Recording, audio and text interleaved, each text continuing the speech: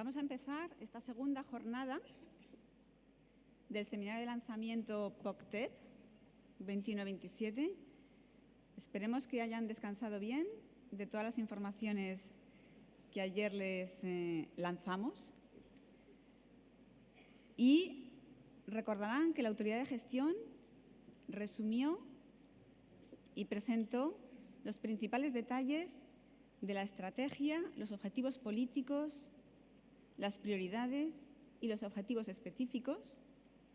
Y también adelantamos el calendario que va a haber de convocatorias hasta 2024, así como las fechas de inicio y fin de las 3 primeras convocatorias.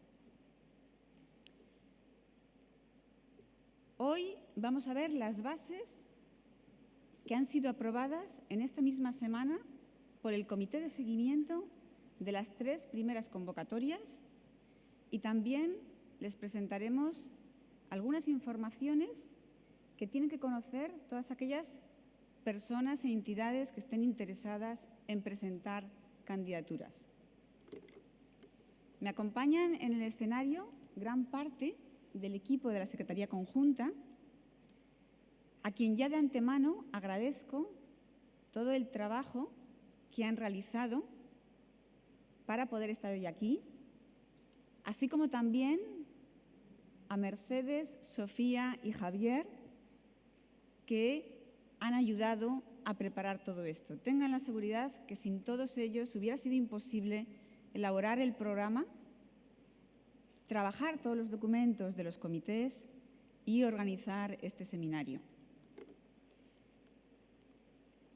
Vamos también a decir unas breves palabras de cómo vamos a organizar el turno de preguntas. Voy a dar la palabra a continuación a Javier Ordóñez para que les explique, porque lo vamos a hacer a través del formato Slido.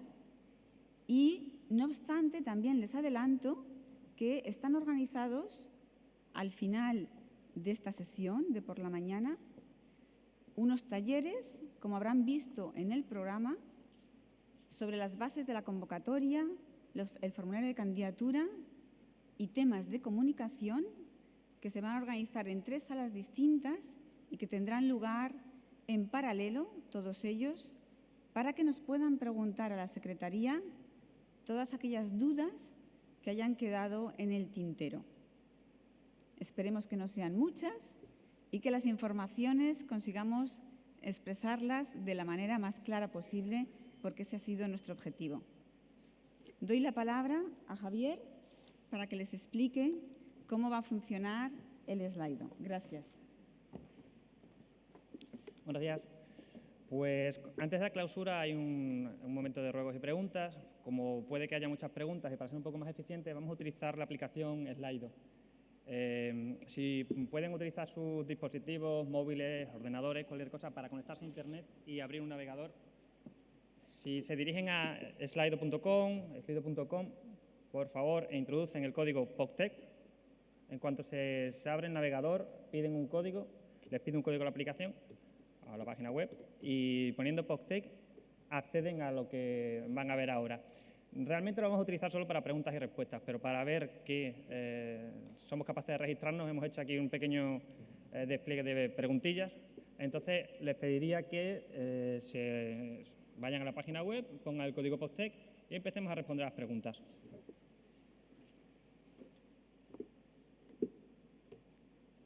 Bueno, se ha salido un poco de la página la configuración, pero por diferencia de 100 podemos ver que mayoritariamente 3/4 de los asistentes por ahora, de los que se están registrando, han participado alguna vez en el programa POCTEP. En concreto, la pregunta es, que vosotros lo veis bien en el dispositivo vuestro, es si se ha participado en el programa POCTEP 1420, se está participando. Por lo tanto, vemos que 3/4 de las personas que están aquí tenemos experiencia ya en cooperación en el programa POCTEP. Vamos a pasar al siguiente. Simplemente es un ejercicio práctico para que se vayan registrando. Una vez que se registren, ya dejen la sesión abierta para que puedan hacer ahí las preguntas y respuestas. ¿A qué prioridad pensamos presentarnos en estas 3 convocatorias que tenemos abiertas ahora?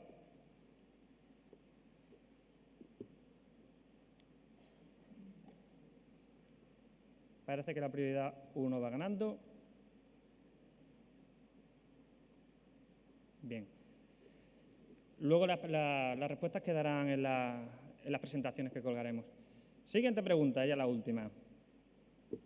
Esta la vamos a utilizar para luego las sesiones que hay temáticas. Entonces, ¿qué preferencia de uso hay para las sesiones que tenemos después de la clausura? Hay sesiones en salas más pequeñas, entonces para saber un poco la distribución de esas salas, agradecemos que ordenéis la preferencia.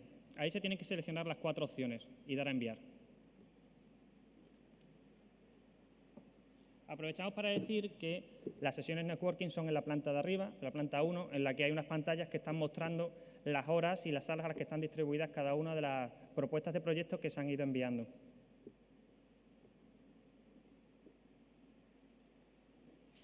Muy bien, pues nada, ahora realmente lo que mostramos es lo que están viendo en sus dispositivos, si son los móviles o parecidos. Hasta ahora hemos estado viendo Pulse, que salía automáticamente, pero realmente vamos a tener preguntas y respuestas, QA in A, que es donde van a poder enviarla. Pueden enviar poniendo su nombre, anónimamente. De todas maneras, le pedimos que utilicen sobre todo el me gusta.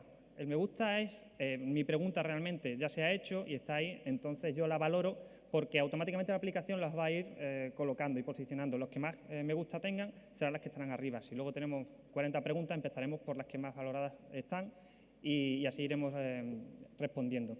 Entonces, a lo largo de las presentaciones intentaremos recordarlo. Las preguntas se hacen a través de la aplicación y si se ve alguna pregunta que ya está hecha, le damos un me gusta. Y esas serán las primeras que se responderán. Pues ya está, muchas gracias.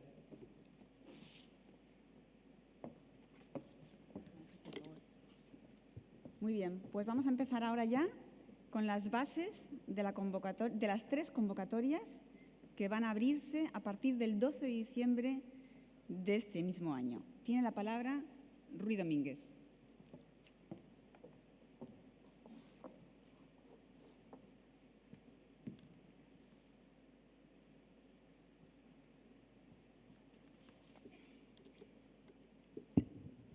Bom dia, muito bom dia a todos, buenos dias.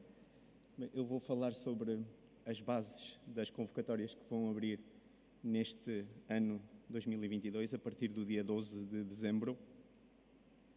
E depois, porque como compreenderão, as bases da convocatória e a informação que consta nas bases da convocatória transformam-se em condições de admissibilidade e critérios de avaliação, vamos encadear. A minha colega a Amaya depois falará sobre estes 2 pontos. Eu vou-me centrar única e exclusivamente nas 3 bases da convocatória que vai abrir, como digo, no dia 12 de dezembro. Há critérios comuns, há requisitos comuns para as 3 convocatórias que vão abrir, a 1, a 2 e a 3, e que mostramos neste primeiro slide. Todos os projetos devem ter pelo menos 2 entidades beneficiárias, uma de cada Estado-membro. Há exceções, se for uma AECT ou se for alguma entidade que deriva do Tratado de Valência, poderá ser um único beneficiário. Todos os beneficiários devem ter sede no território elegível do programa. Também aqui há algumas exceções e cada uma das bases da convocatória especifica essa exceção, sendo que essa exceção tem de ser comprovada. As entidades privadas ou PMEs podem participar, mas em nenhum caso poderão ser beneficiário principal. Devem cumprir e justificar os critérios de cooperação que derivam do artigo 23 do Regulamento 1059. 2 são obrigatórios, desenvolvimento conjunto e a aplicação conjunta, e há outros 2 que são facultativos, mas um deles tem de ser cumprido, que é o pessoal em comum ou o financiamento conjunto. Todos os projetos devem ser compatíveis com as políticas nacionais e comunitárias, e aqui sim temos uma pequena novidade, que é a contribuição aos objetivos ambientais.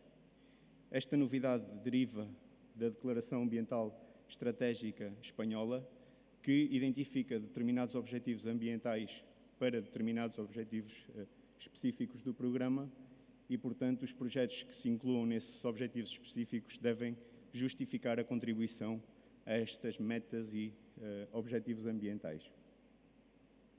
Vamos ver então os requisitos de cada uma das convocatórias especificamente.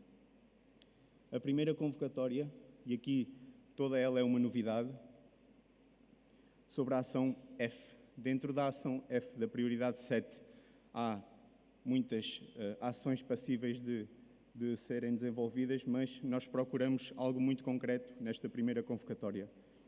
Ela estará aberta de 12 de dezembro de 2022, encerrará no dia 31 de janeiro de 2023 às 14 horas, hora local em Espanha.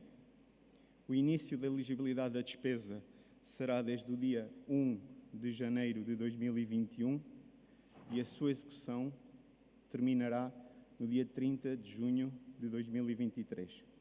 A taxa de cofinanciamento é de 75%. O que é que procuramos nesta primeira convocatória? Procuramos a elaboração de diagnósticos de caráter temático ou setorial. Na prática, o que queremos é o desenvolvimento de estratégias de desenvolvimento territorial que sirvam de chapéu ou de salvaguarda para os projetos que depois se desenvolverão no Objetivo Político 5, como ontem tão bem explicou a nossa diretora Carmen. Os requisitos desta convocatória. Os beneficiários devem ter sede no território elegível do programa. Aqui não há exceções, é obrigatório.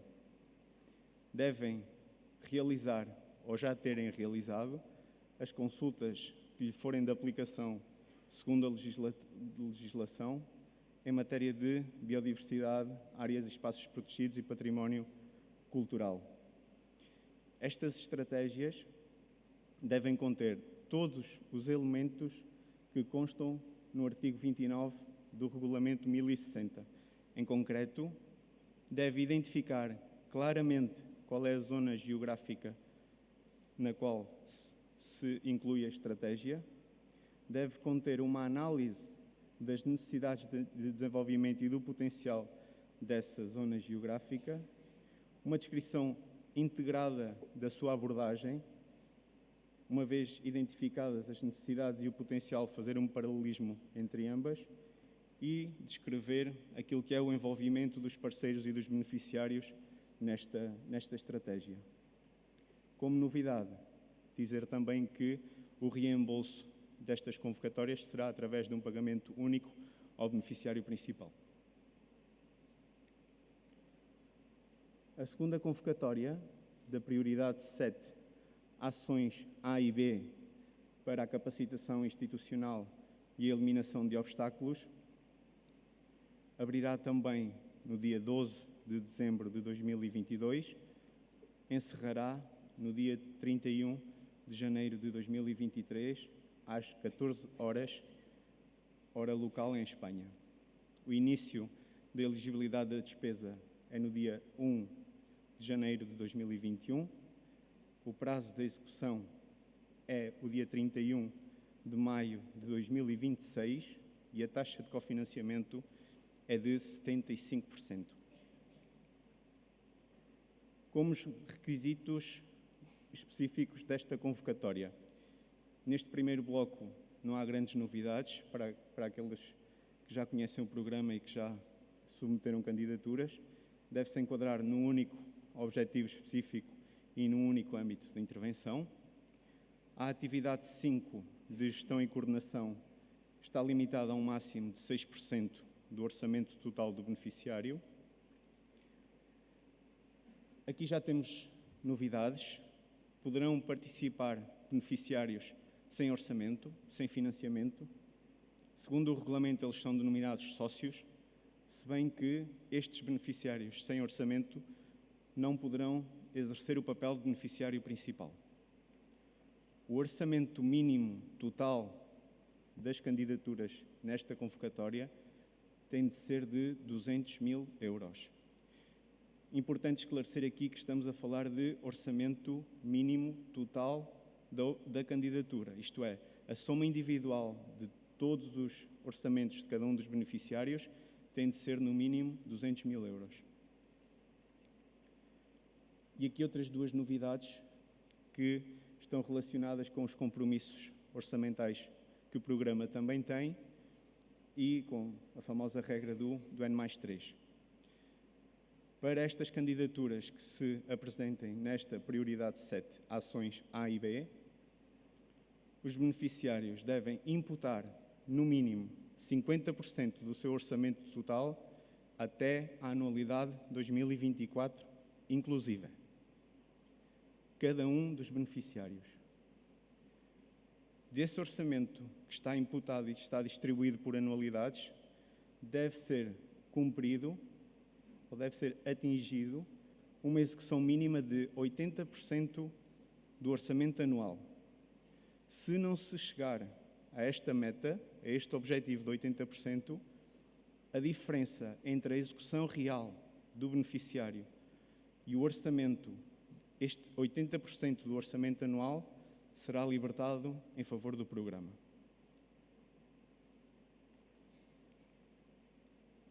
Se repararam, na data do 31 de maio de 2026, temos um asterisco.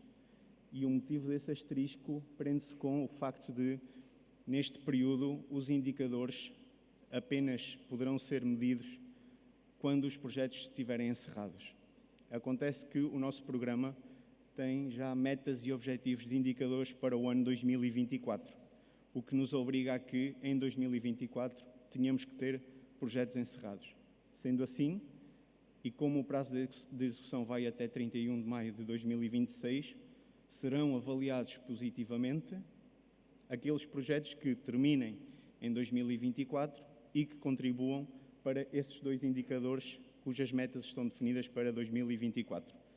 Depois haverá uma apresentação própria sobre indicadores e poderemos ver com mais detalhe quais são, mas fiquem com esta ideia. Há projetos que deverão encerrar em 2024 para ajudar o programa a contribuir e atingir estes objetivos de indicadores em 2024. A terceira convocatória, aquela mais geral, chamemos assim, aquela que está relacionada com o OP1 e OP2 das prioridades 1 e 4 do programa, relacionado com as empresas, competitividade, alterações climáticas, I+D+I, biodiversidade. Ontem a nossa diretora Carmen teve a oportunidade de explicar com muito detalhe e tão bem as ações que são passíveis de serem financiadas nestas prioridades. Quais são as informações que podemos prestar de momento? A convocatória abrirá no dia 12 de dezembro de 2022, tal como as duas anteriores. Encerrará no dia 15 de fevereiro de 2023, às 2 horas, hora local em Espanha.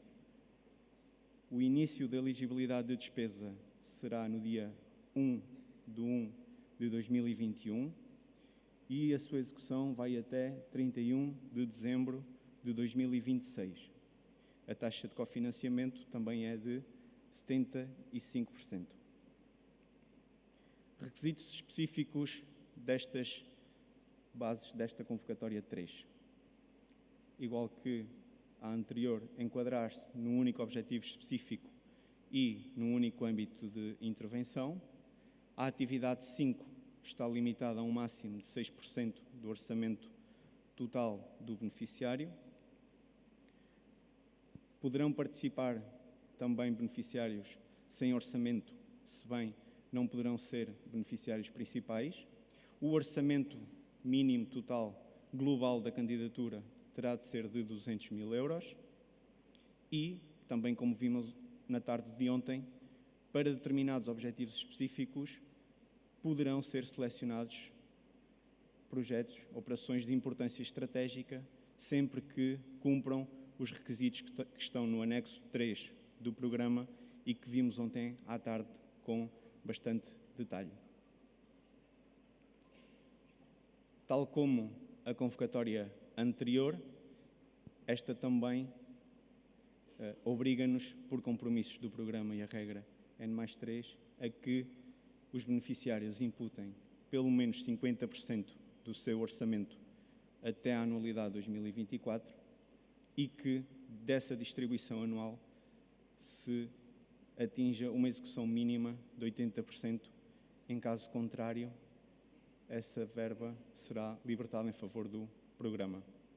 Até aqui a minha intervenção. Como disse no início, todos estes pontos traduzem-se em critérios de admissibilidade e critérios de avaliação e, portanto, passo a palavra à minha colega Amaia, que explicará com mais em detalhe estes 2 pontos. Muito obrigado.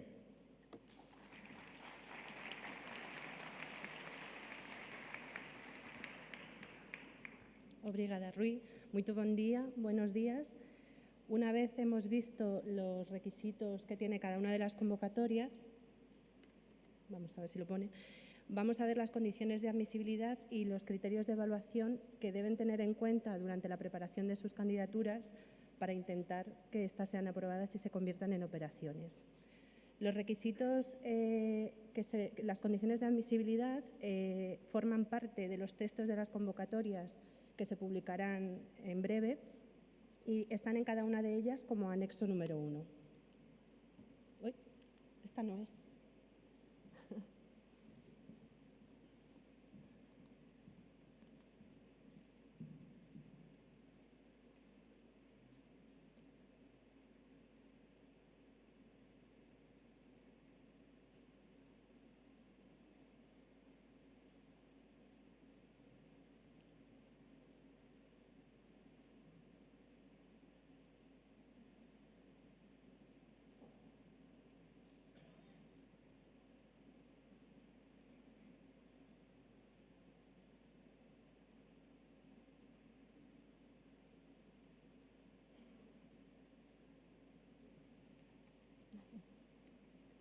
Cosas del directo.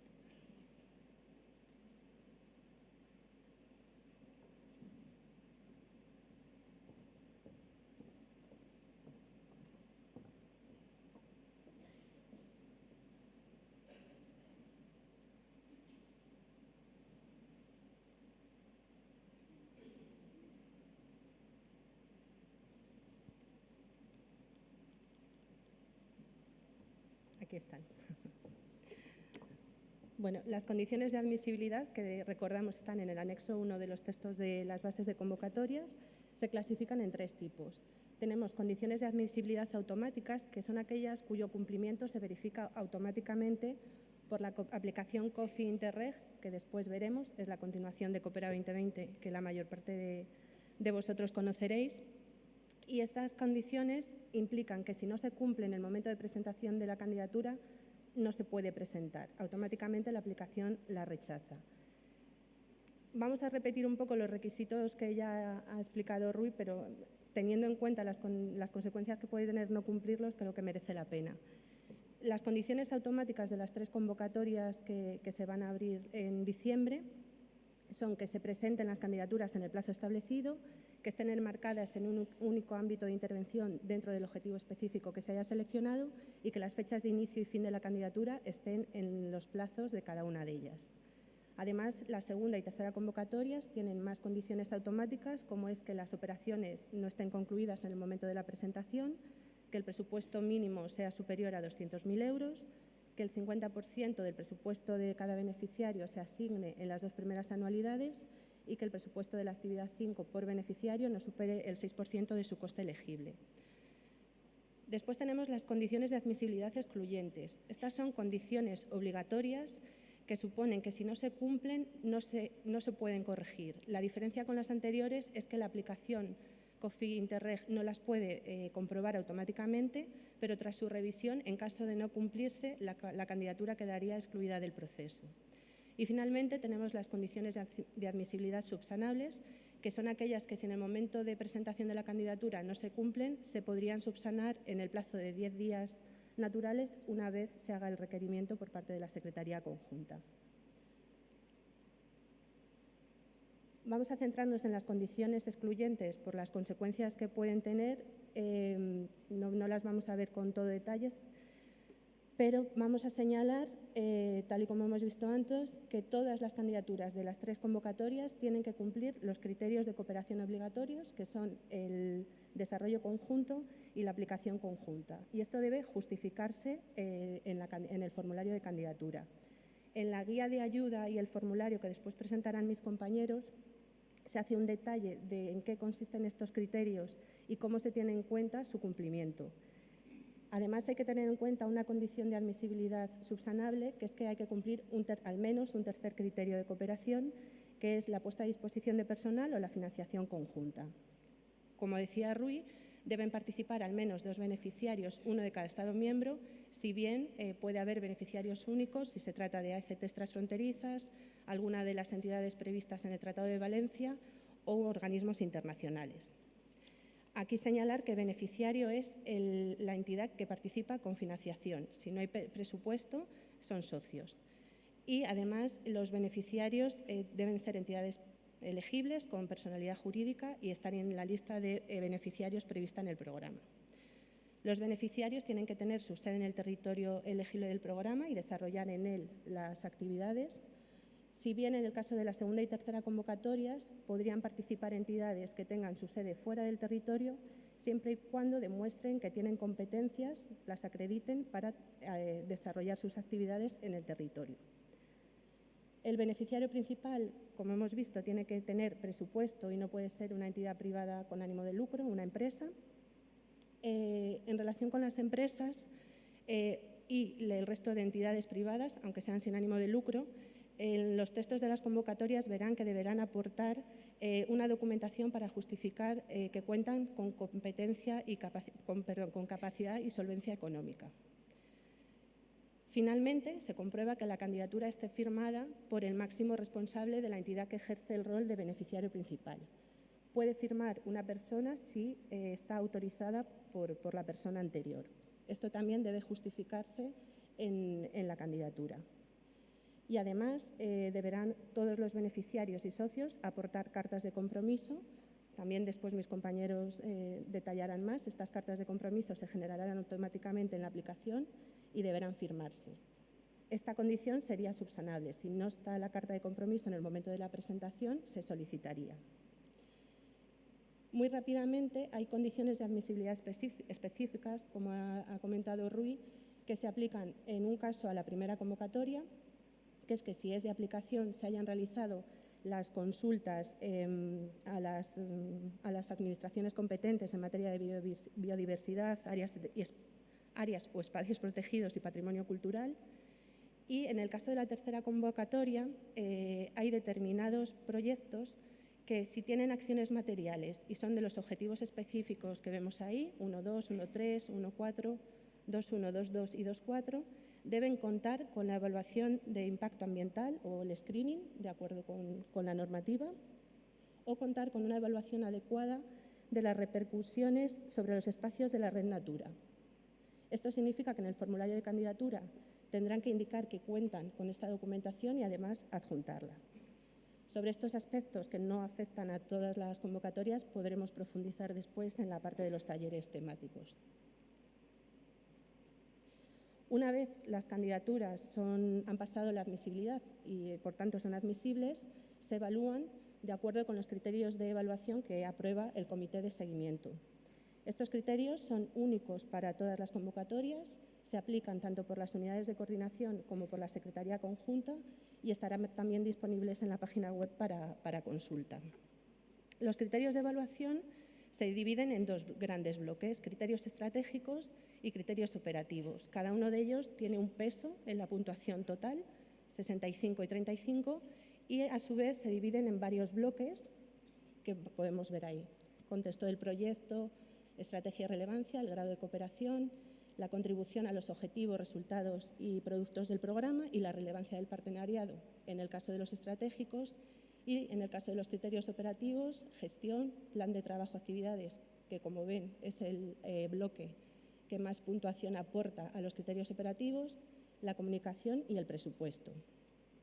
Para evaluar estos bloques se desarrollan unas preguntas de evaluación que tienen una puntuación máxima que se aplica en un porcentaje en función de la respuesta que otorgue la persona que realiza la evaluación, que puede ir desde excelente hasta muy deficiente.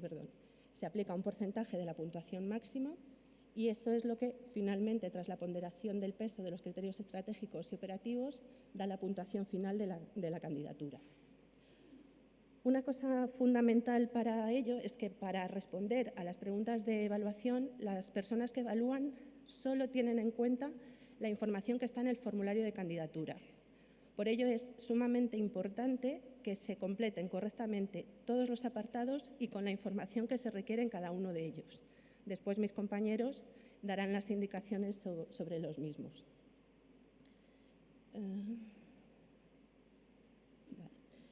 No vamos a ver todas las preguntas de evaluación porque son más de 30, pero en relación vamos a destacar las que tienen una puntuación mayor y toda esta información estará publicada, todos los puntos que tiene cada pregunta. Pero vamos a destacar, como decía, las que tienen mayor puntuación por su importancia en el peso de la puntuación total. Dentro de los criterios estratégicos, que tienen en total 18 preguntas, y en lo que se hace referencia a la estrategia de relevancia, una de las preguntas que más puntos aporta es la adecuación en los referentes estratégicos de las regiones del área de cooperación en las que se ubique la candidatura, así como otras estrategias de cooperación desarrolladas en la misma, especialmente la Estrategia Común de Desarrollo Transfronterizo entre los dos Estados que ayer comentaba la Secretaria de Estado portuguesa. Esta pregunta es fundamental para medir el encaje del proyecto en su contexto territorial y, además, la adecuación a la Estrategia Común de Desarrollo Transfronterizo permitirá clasificar determinadas operaciones como de importancia estratégica, como ayer comentó la representante de la Autoridad de Gestión, Carmen Hernández. En el formulario de candidatura hay apartados concretos para poder valorar esta pregunta. Otra de las preguntas que podemos destacar dentro de este bloque es la adecuación a la estrategia de cooperación del programa, especialmente en lo que hace referencia a su impacto en la zona transfronteriza. En esta pregunta lo que se valora es la adecuación a la estrategia que también vimos ayer en relación con los objetivos políticos, prioridades y objetivos específicos. Y dentro de ella se tiene especialmente en cuenta el impacto de las acciones en el territorio transfronterizo.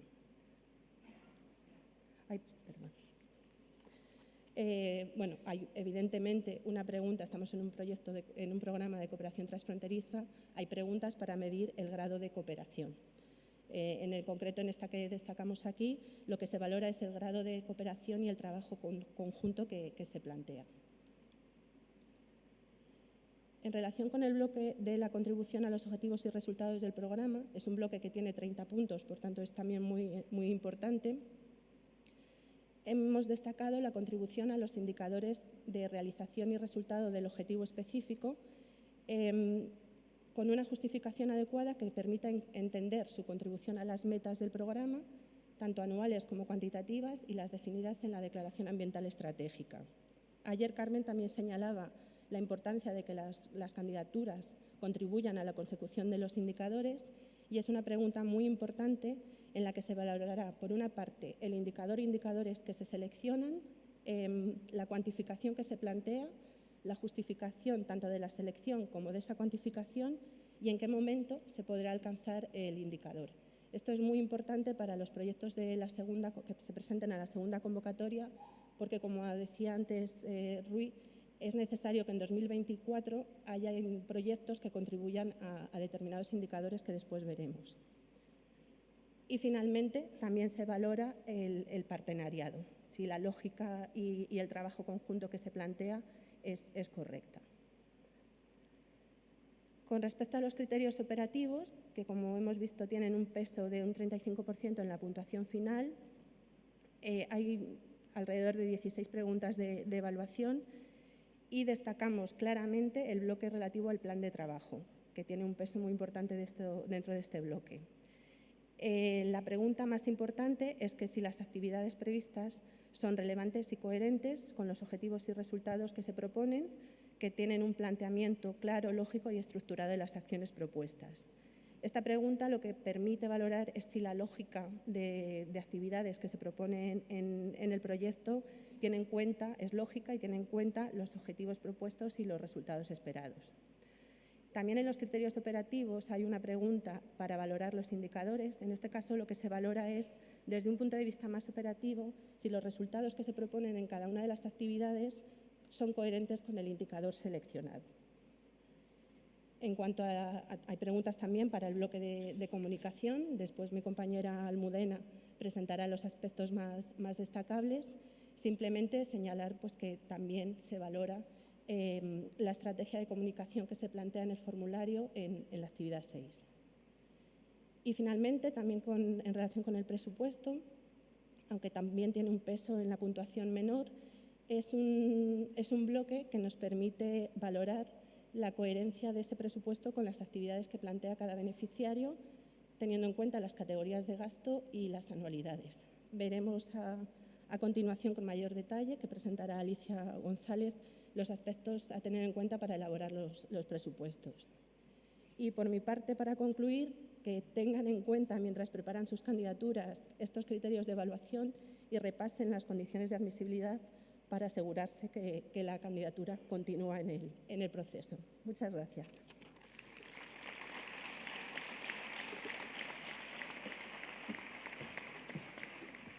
Muchas gracias, Rui y Amaya, por este resumen de las bases de las convocatorias.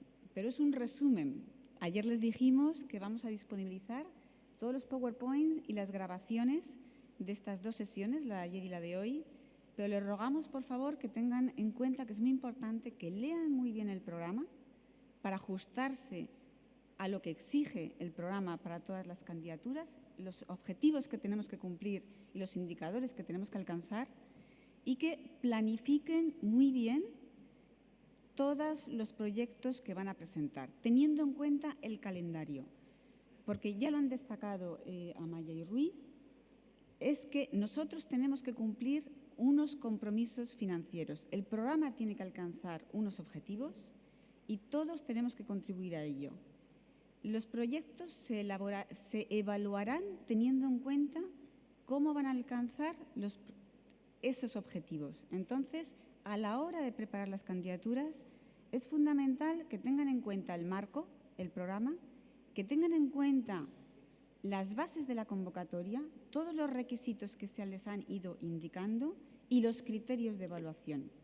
Son las mismas normas, como decía ayer la autoridad de auditoría cuando dice que nos va a controlar el gasto, que la estructura de gestión encargada de seleccionar los proyectos, los comités territoriales y el comité de gestión que ayer nos explicaba la ADC, van a tener en cuenta para evaluar las candidaturas.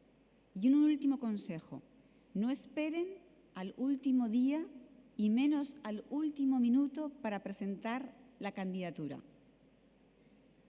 Prepárenla bien, ya tienen un formulario de candidatura y unas informaciones que pueden permitirles ir elaborando y trabajando las propuestas que a partir del día 12 puedan presentar en la aplicación.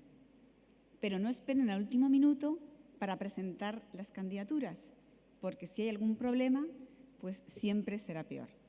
Y ahora vamos a ver las normas de subvencionalidad, las normas que tienen que tener en cuenta para que el gasto sea elegible y no tengamos ningún problema en los distintos niveles de control que vamos a ver y que vamos a sufrir a lo largo de todo el programa y años sucesivos. Tiene la palabra Alicia González.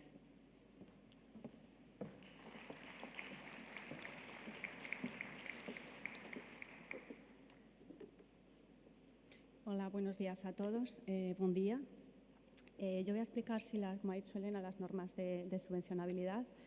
No voy a entrar en detalle en todas las normas porque son amplias. Me voy a centrar fundamentalmente en las principales novedades y sobre todo en lo que hay que tener en cuenta en esta fase en la que estamos, que es en la fase en la que hay que presupuestar. Es importante que os leáis las normas de subvencionabilidad, que las ha aprobado el Comité de Seguimiento esta semana y que las vamos a publicar en la web, porque hay muchas más cosas de las que voy a contar ahora. Bueno, pues como explicó ayer la autoridad de auditoría, está toda la pista de auditoría, todos los documentos que hay que presentar para justificar el gasto, todo el cumplimiento de la normativa de contratación, cosas fundamentales de cara a la justificación del gasto y en las que, bueno, ahora no voy a entrar por falta de tiempo.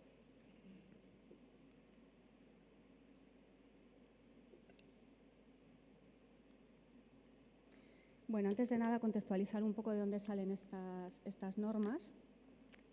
Por un lado, están basadas en los reglamentos comunitarios, como explicó ayer la autoridad de gestión.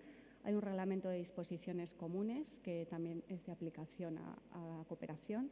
Hay un reglamento FEDER que también contiene algunas normas de subvencionabilidad del gasto que aplican a cooperación y hay un reglamento específico con particularidades para la cooperación territorial europea. Desde el punto de vista de la subvencionabilidad del gasto, este reglamento, en el marco 1420 había un reglamento delegado que regulaba toda la subvencionabilidad del gasto, pero para el 21-27 la Comisión lo ha integrado todo en este reglamento 1059, que es la base de la subvencionabilidad del gasto. De estos reglamentos, de las normas que ha establecido el Comité de Seguimiento y todo lo que no esté regulado aquí se regirá por las reglas nacionales, bueno, pues hemos hecho las normas de subvencionabilidad. El reglamento de cooperación establece 6 categorías de gasto que son las que aplican a los proyectos de cooperación. Y en base a esas 6 categorías de gasto hemos elaborado, como ya había en el 1420, una ficha para cada una de las categorías de gasto, una ficha de consideraciones generales y además, como novedad, hemos añadido una ficha para todos los requisitos de comunicación que ahora pasará a explicar Almudena y Andrea. Bueno, antes de entrar en cada una de las fichas, una nota en relación a la simplificación de costes. Hemos intentado utilizar al máximo las opciones de simplificación de costes que encajaban con el programa y en ese sentido, como veis ahí, hay 3 categorías de gasto que se van a poder justificar y que hay que tenerlo en cuenta a la hora de presupuestar con la simplificación de costes. Estas categorías son el personal directo, que solo se va a poder justificar con un porcentaje fijo.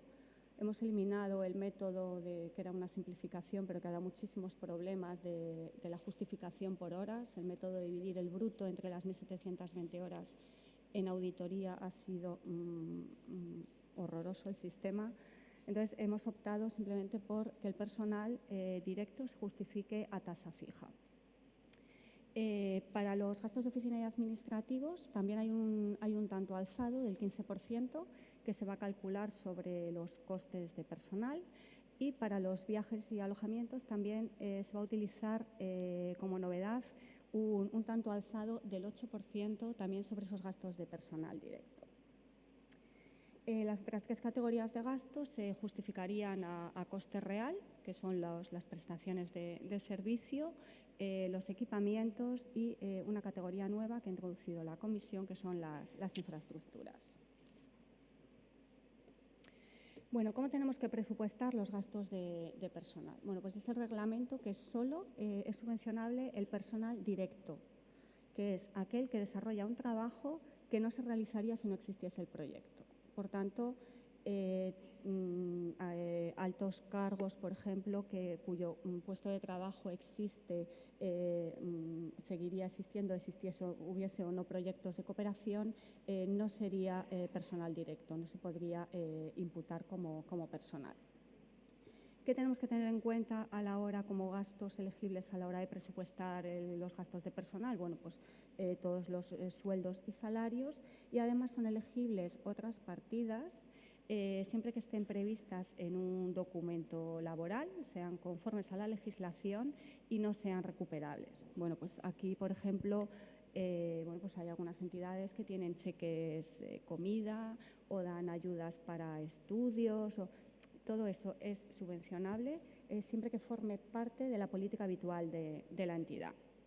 Y como ya he dicho, lo vamos a poder justificar siempre a una tasa fija.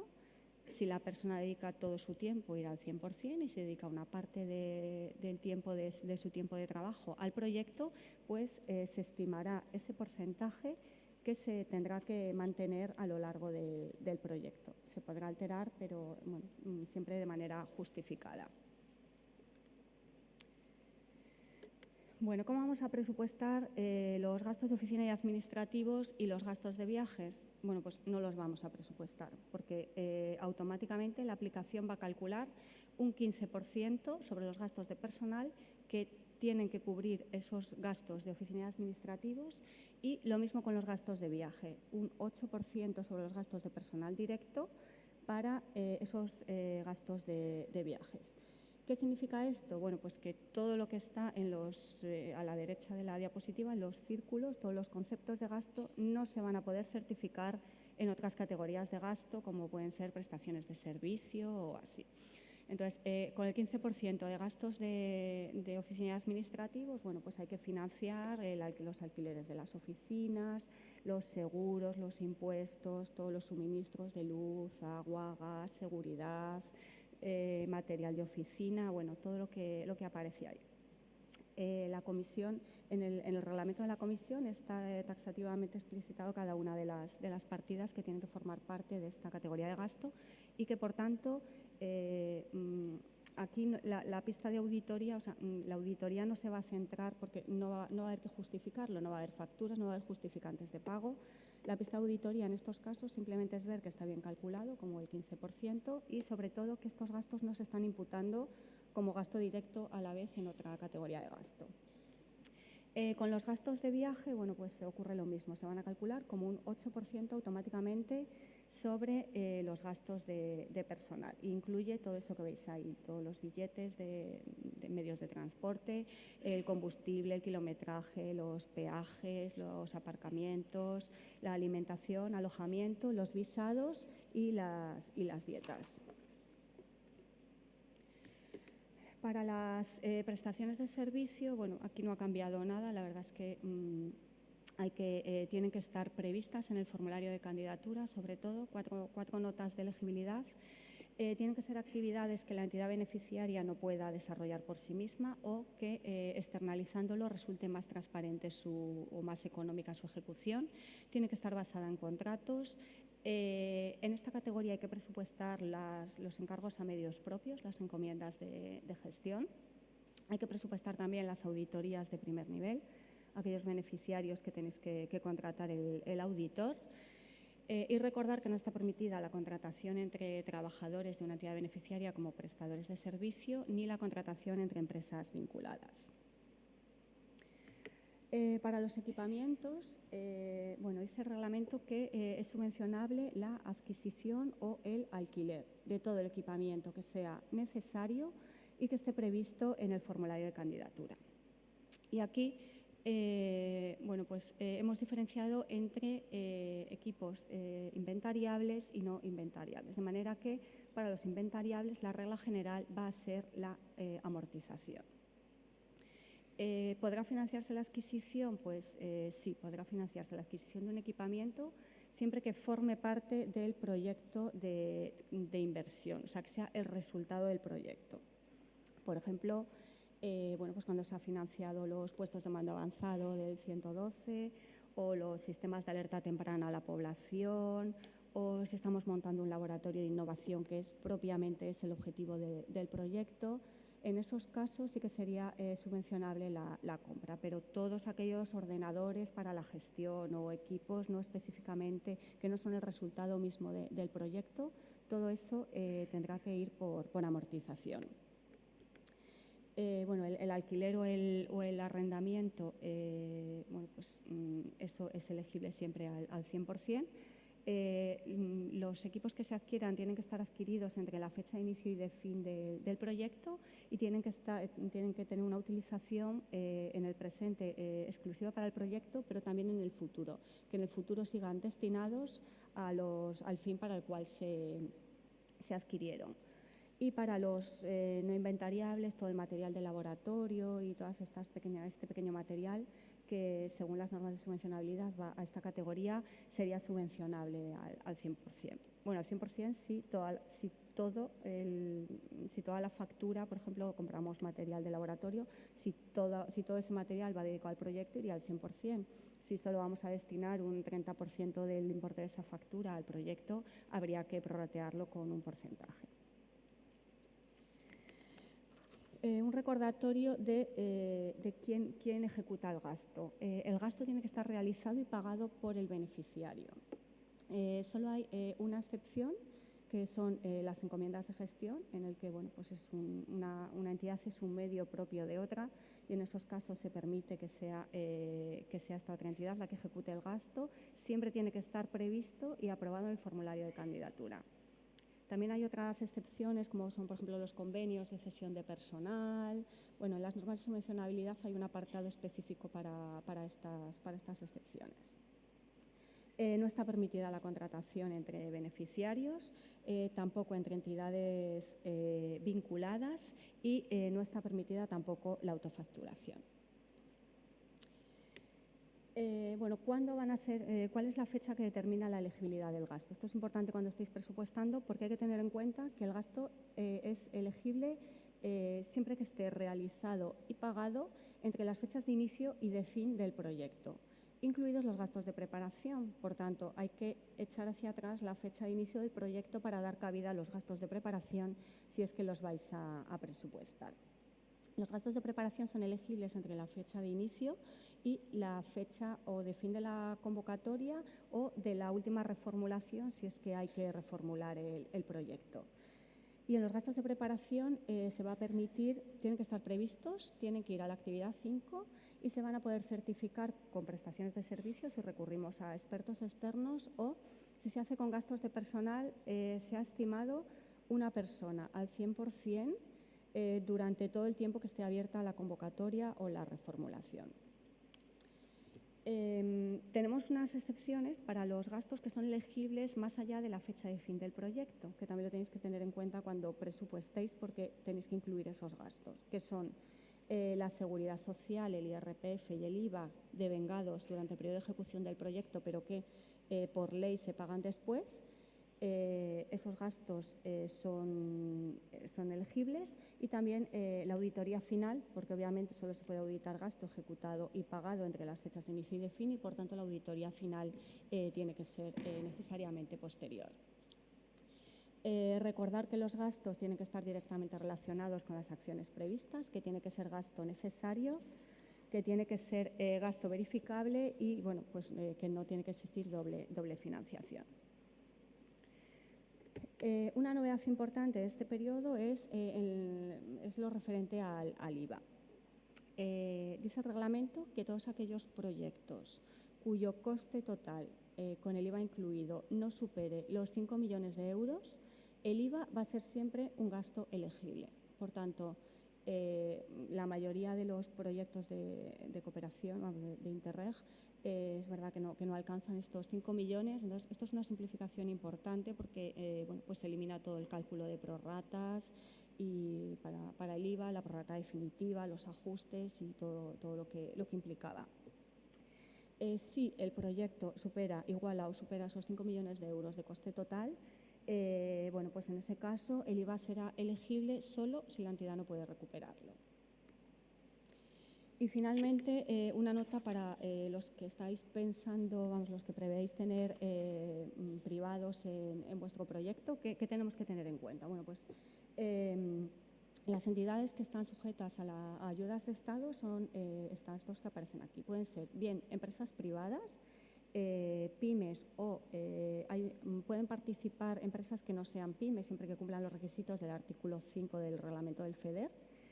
Y también entidades privadas o públicas sin ánimo de lucro, siempre que desarrollen acciones con actividad económica. En ese caso, desde el momento en que una entidad desarrolla acciones con actividad económica, se va a entender que está sujeta a ayudas de Estado. Todas estas entidades, aunque estén por estar sujetas a ayudas de Estado, van por el artículo 20 del reglamento 1237, que es el que sustituye al 651, al reglamento de exenciones. Y esto supone que van a tener una tasa del 75% y que tienen un presupuesto máximo de 2 millones de euros por beneficiario y proyecto para los privados o entidades sujetas a ayudas de Estado. Solo hay dos excepciones. Una, si la intensidad de la ayuda supera el 80%, la ayuda máxima de Interreg es el 75%, pero puede ser que el proyecto reciba otro tipo de ayudas de otras entidades. En ese caso, si sumando todas las ayudas supera el 80%, entonces esa entidad iría por el reglamento de minimis con un límite de 200.000 euros en 3 ejercicios económicos. Y la otra excepción son las subvenciones concedidas a empresas, que van por el artículo 20 bis de este mismo reglamento también, y que hay un límite de 20.000 euros por empresa. Esto va a aplicar sobre todo al Fondo de Pequeños Proyectos, que explicó ayer la Autoridad de Gestión, y bueno, como la convocatoria sale más adelante, ahora mismo tampoco es muy relevante, pero bueno, para que lo tengáis en cuenta. Y bueno, por mi parte, esto es un poco todo lo que quería, las principales novedades. Gracias.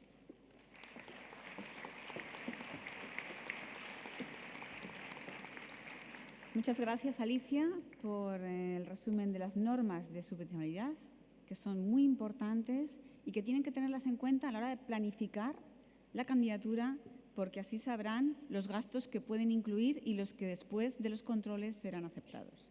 Y estas normas de subvencionalidad se completan con todo lo relativo a la comunicación, que vamos a ver ahora. Tiene la palabra Almudena.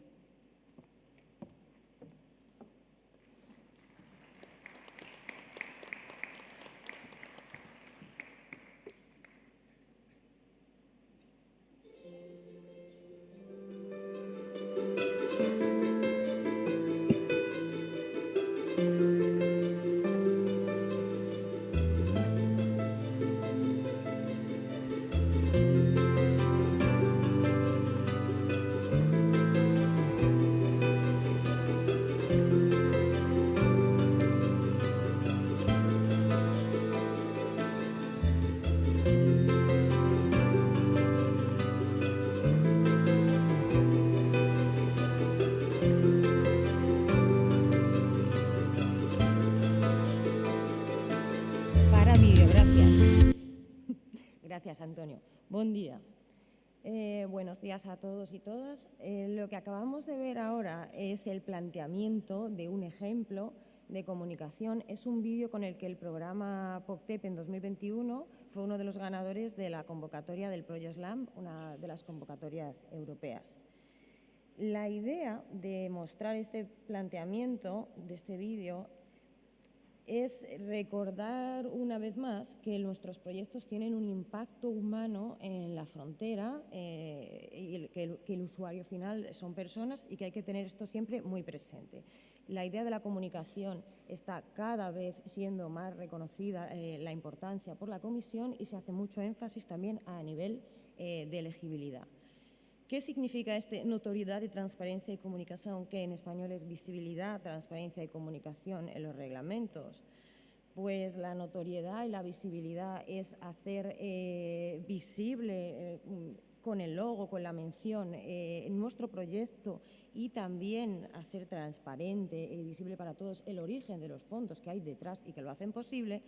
La comunicación nos gusta siempre recordar pues, que es llegar ese mensaje de manera simple, de manera sencilla de entender, como se dice normalmente, como se lo explicarías a tu madre, a tu familia, porque aunque estemos hablando con diferentes tipos de público y algunos son públicos especializados, eso no significa que estén por dentro del proyecto o que ellos no tienen el conocimiento, que nosotros a veces se dice la maldición del conocimiento, que creemos que saben lo que vamos a contar. Entonces hay que hacerlo de la manera más simple y fácil de entender. En el formulario de candidatura se incluye un apartado para la actividad 6, comunicación, pero la visibilidad, transparencia y comunicación va más allá de esta actividad.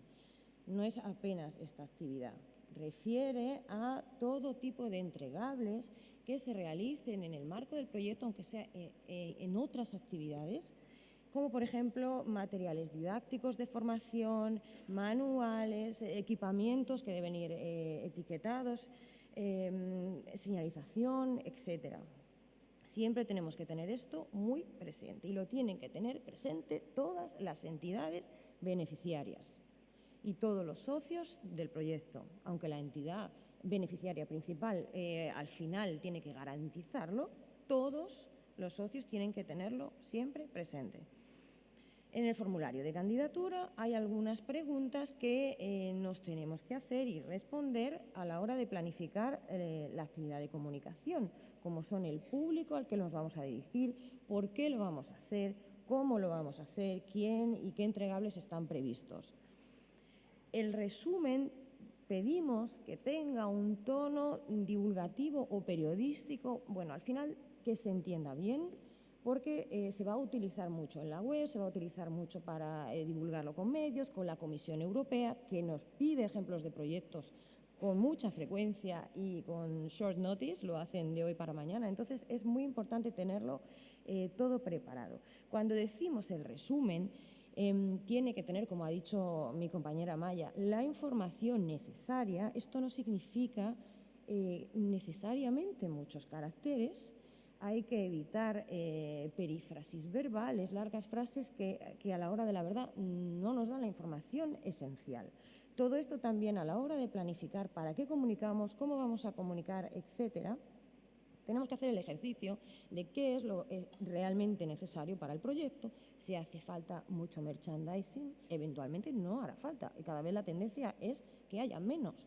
Pero a lo mejor para una actividad de formación tenemos que hacerlo, etcétera. O sea, hay que pensarlo. Si vamos a utilizar los medios o las redes sociales con influencers, hay que planteárselo bien y hacerlo constar.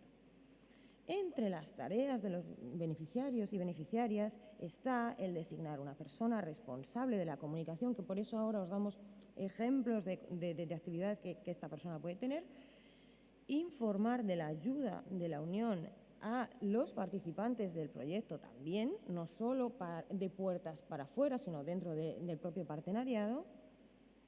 Tener siempre entregables en por lo menos una de las lenguas español o portugués, aunque haya más, y divulgar estos entregables siempre que sea posible de manera pública y además actualizarlo en la página web. Según lo vamos haciendo, queremos que nosotros, la idea es capitalizar ese conocimiento. Importantísimo, este periodo 21-27 ha cambiado el logo. Es más claro, solo con financiación de la Unión Europea, no habla del Fondo FEDER, el Interreg España-Portugal. Este logo es invariable siempre. Ay, que voy a hacer un pendrive, no se lee la mención, no importa, tiene que quedar así, no se puede cambiar, sin excepción para legibilidad. Luego, a la hora del proyecto, podemos integrar el nombre, acrónimo del proyecto, junto a este logo, pero este logo no lo podemos variar. Sobre reglas. El reglamento habla en este periodo de web o redes sociales. No es obligatorio crear una web para el proyecto. Podemos alojar la información en la web de las entidades beneficiarias o utilizar las redes sociales, pero la información tiene que estar y se nos tiene que comunicar. También tiene que estar el logo siempre visible y así como la mención al programa y a la financiación europea en documentos y textos. En cuanto a paneles informativos, una novedad es que se aplica sobre operaciones con un coste superior a 100.000 euros, que en el anterior programa era 500.000. Esto quiere decir que aplica a prácticamente la totalidad de los proyectos. Cuando se trate de inversiones físicas, adquisición o instalaciones de equipamiento. El reglamento habla de proporcionalidad y visibilidad, que se vea las vallas, y habla de material duradero, no especifica más. Ya luego, si hay efectivamente modelos y demás, todo esto lo vamos a poner a disposición de los proyectos una vez aprobados. Pero tiene que estar visible y tiene que estar en el lugar de la acción y ser claramente visible. Luego, en las operaciones que no sean inversiones físicas de equipamiento, que lleven el cartel de obra o este panel del que estamos hablando, pueden llevar un cartel mínimo A3 o, como novedad, puede ser también una pantalla electrónica. Pero al final, el resumen es que todas las acciones tienen que mostrar el logo y la mención, siempre visible. Otra novedad, en las operaciones de importancia estratégica o operaciones superiores a 5 millones de euros, tienen que realizar un acto de comunicación importante en el cual harán participar a la Comisión Europea y a la Autoridad de Gestión. La foto es ilustrativa, es de uno de nuestros foros del periodo anterior, en el que participó telemáticamente la Comisión Europea. En cuanto al fondo para pequeños proyectos, que ya se darán más detalles en su momento, las entidades que sean beneficiarias por contrato deberán garantizar también que el destinatario final cumple lo ya mencionado, las reglas. Sobre costes elegibles, bueno, tienen que estar previstos y aprobadas todas las acciones a los que hagan referencia, todo lo que ya hemos dicho, las pantallas, etcétera, y como ya hemos dicho, sobre mantenimiento de la web. No es obligatorio crear una web para el proyecto, pero si al final lo hacemos, etcétera, será hasta el fin del proyecto. Luego hay un periodo que especificaremos en el cual hay que mantenerla, esta información, y bueno, en principio el mantenimiento es hasta el fin del periodo.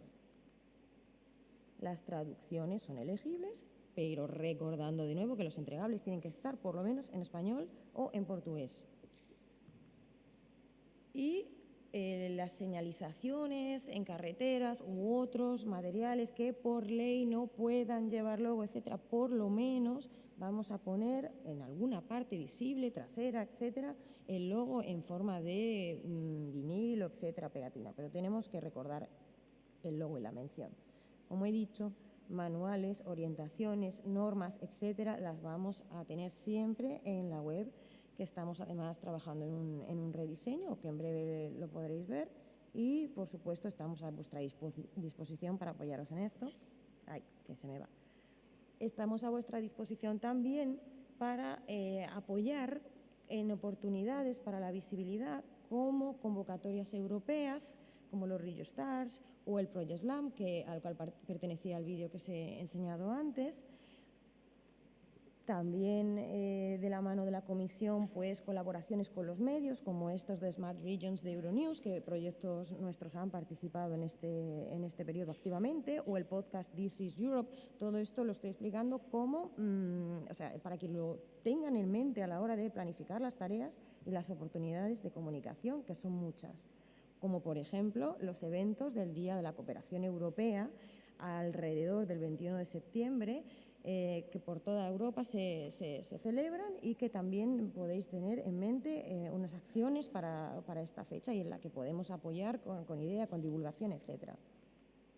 Y también otra oportunidad importante, que son nuestras historias ibéricas en colaboración con la agencia EFE de Noticias y la agencia Lusa, que han ayudado muchísimo a mostrar historias que incluso ni siquiera nosotros conocíamos de dentro de los proyectos, con una dimensión humana. Además, esto aplica a todo tipo de proyectos, aplica a proyectos de investigación, de medio ambiente, sociales, todas las temáticas se pueden contar de una manera muy eficaz. Yo creo que podríamos terminar y ver cómo terminan nuestras historias de nuestros personajes. Antonio, por favor, vídeo.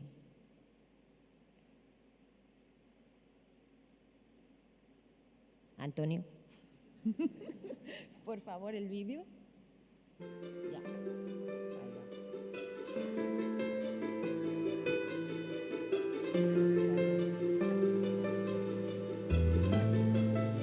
Antonio, en las pantallas, por favor.